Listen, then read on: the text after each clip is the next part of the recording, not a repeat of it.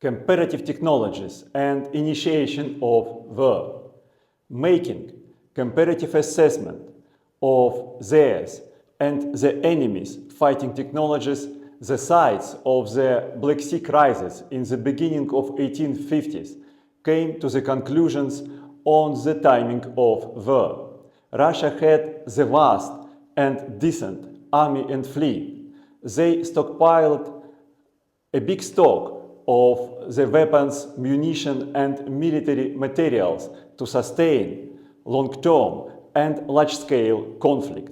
However, they were of the fighting technologies of the pre-industrial kind, coming from the Napoleonic epoch.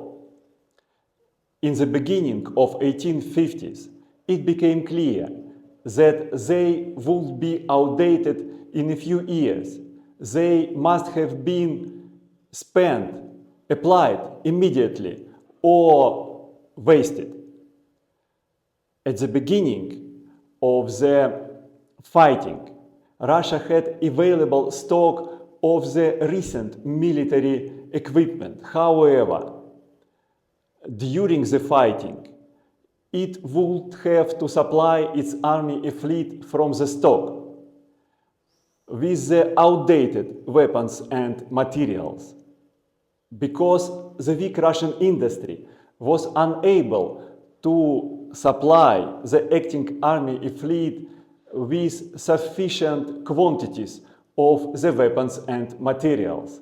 At the same time, much more advanced industries of Britain and France were able to do that.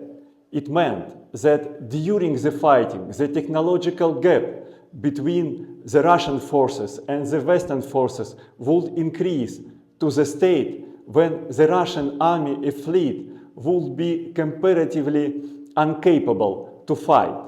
It was the window of technological vulnerability of Russia that the Western allies dreamed to use.